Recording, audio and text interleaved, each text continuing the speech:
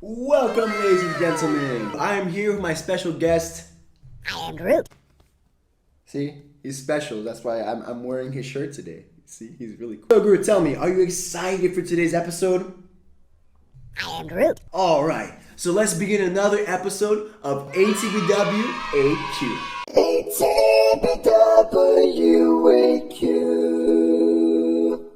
Okay, Groot. So, which question should we start off first? I am Groot. I agree. All right. Isa #Coisas Novas is asking, how many times did you read the whole Bible? So I'm actually going to finish reading the Bible for the 6th time in this month. I'm actually a little late for my year reading plan. I was supposed to finish this reading plan in December, and we're in July. Bruh. Happens, you know. Guys, it's actually not that hard to read the whole Bible. If you're just disciplined and consistent in reading at least one chapter per day, you might not finish it in the year, but like you'll finish it eventually, you know. So if you dream about reading the whole entire Bible, start today. Read a couple chapters, start reading what you're interested in, and eventually you might read the whole thing. All right, next question. Admissions RAS, can you tell us a little bit about how to find the secret place with God? So guys, the secret place is a term that we many times use in the church. I actually have to do a little bit more homework about how it actually is in the Bible, because I'm not sure if secret place, that term, actually appears in the Bible.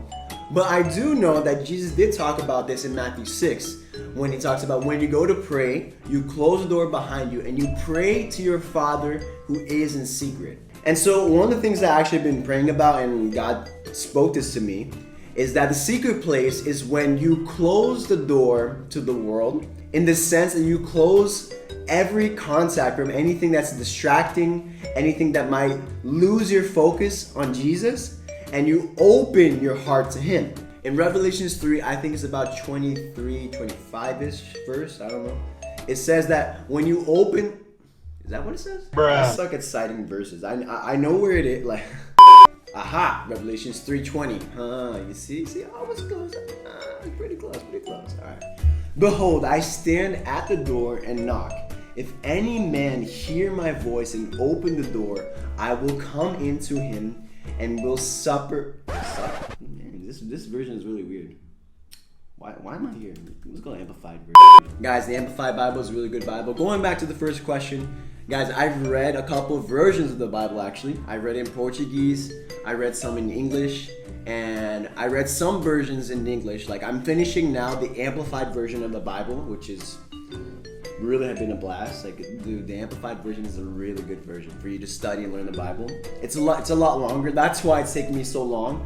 That's why it took me so long, because like the Amplified version, like, it makes like one verse that's this big and it amplifies it. That's probably why it's the Amplified Bible. So the Amplified version says this in Revelations 3:20. Behold, I stand at the door of the church and continually knock. If anyone hears my voice and opens the door, I will come in and eat with him, restore him, and he with me. You see, the Amplified, it shows a really awesome, really faithful, yeah. You see, the Amplified version is a very faithful version for you to get the Hebrew and Greek like vision of these texts. When you open the door to your heart and you commune with Jesus and you talk with Him, that's when you find a secret place. Like, you just close the door of anything that might distract you and you open the other door for Jesus to come in, and you open your heart to Him and you commune with Him. That's how you find the secret place. The secret place is where secrets are told. You tell the secrets of your heart to Christ, even though He knows them, by the way, and He will tell you the secrets of His heart to you.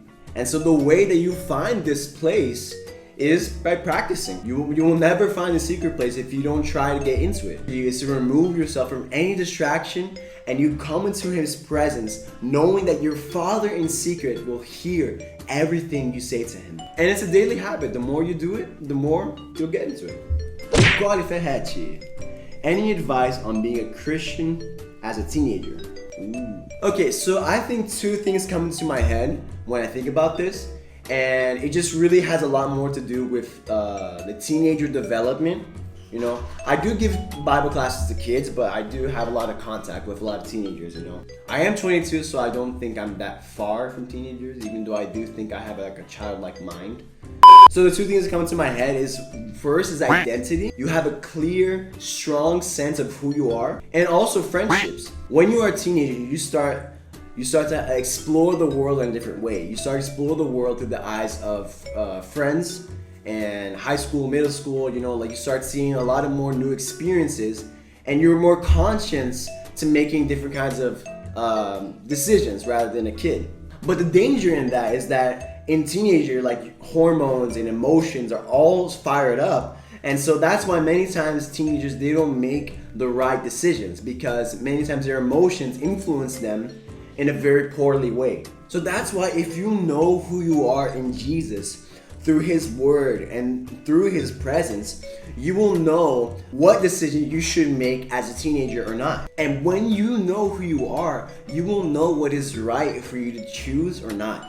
And you won't give in to peer pressure when people try to influence you to make wrong and poor decisions. And the reason why I have friends is because you can't fight alone. So the reason why I say that like teenagers should have really good Christian friends is because I didn't really have that when I was a teenager. Of course, I did study at a Christian school, and like my friends most of them were Christians. We didn't have this Christ-like friendship. You know, like we were just friends because, oh yeah, we're friends, like we talk about stuff or something like that, but like it wasn't like, dude, what are we gonna do for Jesus today? Like, I remember a lot in high school, I didn't have these moments where I would tell my friends, dude, you know what, God's been speaking to me a lot? The friends that I did have in my high school time, I didn't share much of my experiences with God with them. And because of that, I didn't influence people as much as I could have if I had strong Christian friends.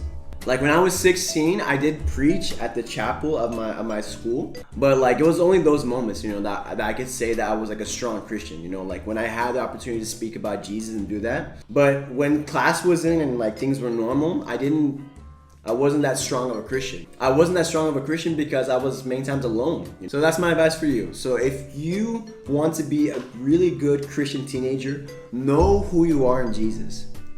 And second, know who your friends should be. Another quick thing, you don't have to be popular. Like being popular or not is something really stupid, to be honest, in middle and high school. It doesn't make a difference when you are into college and like you get to the adult life of work and stuff. Being popular doesn't change anything. So remember that you don't have to be friends with everybody. You just need like at least 3 strong Christian friends. Because one person fighting can do a lot, but 4 people fighting together can do a lot more. Alright, let's finish with this question here. What do you think about Christians listening to music from the world or with bad words? Question mark. I like your shirt. Thanks, bro. So when it comes to music, I actually have a strong opinion about this because I am a musician and I like music a lot. So music from the world is like something that we Christians kind of say to talk about secular music and music that doesn't talk about Jesus. What I want to say about this is that you're the one who has to decide if it's good or not. A really interesting thing that changed my perspective after I learned this is that in the New Testament, it's not about what you can or what you can't do.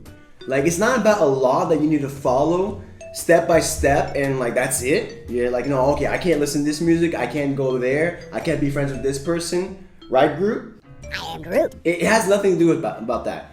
It has to do, like, the concept of the New Testament is, dude, is this helpful for me or not?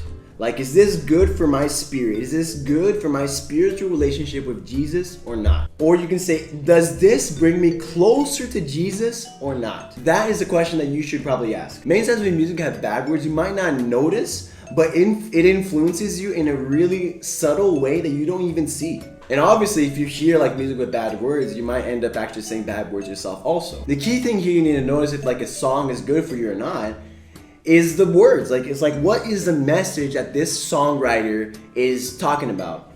Like, if it talks about drugs, sex, violence, those kind of like stuff like that, I think you should avoid that. That's not going to bring you to Jesus at all. And to be honest, guys, I listen to a lot of worldly music. Like, one of the things that I listen to a lot is like, I listen to a lot of metal music. To be honest, there's some bands I don't understand what they're screaming, but I love it. It's like, it's awesome. Even though what I do, I check that band, you know, and I see like what kind of band they are. And I see like, dude, I think this is a cool band, like, you know, for me to listen to. My favorite kind of genre of metal is Christian metal. Dude, there are so many awesome metalcore Christian bands, and you guys have no idea. And above all else, guys, ask the Holy Spirit. Like, simply ask Him, God, should I listen to this or not? Like, does this please you if I'm listening to it or not? I would be a poor educator if I don't inspire people to think for themselves, you know? Of course, I'm gonna give you a good answer, and I want you to think about my answer, but I definitely want you guys to think about these things for yourselves, you know? A good teacher doesn't help students to have the right answers.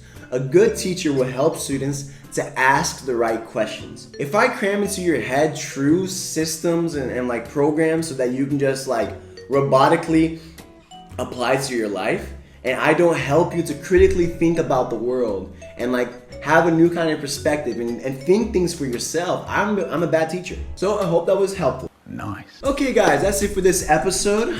Thank you guys for these amazing questions. They were pretty good questions, right, Groot? I am Groot. Okay guys, so make sure that you don't forget to leave your like. You guys can write another question about anything you want in the bottom of this video, and I will answer them as soon as I can. I would also like for you guys to put something else in the comments. Write in the comments below, what would you guys like to see in the Bible Wizard?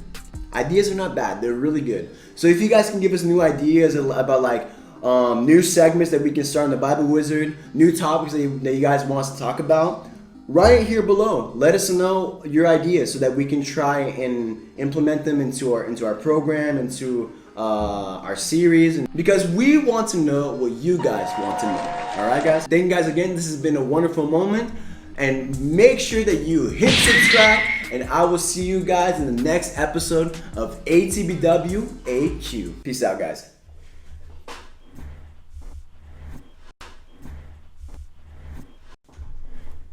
Peace out.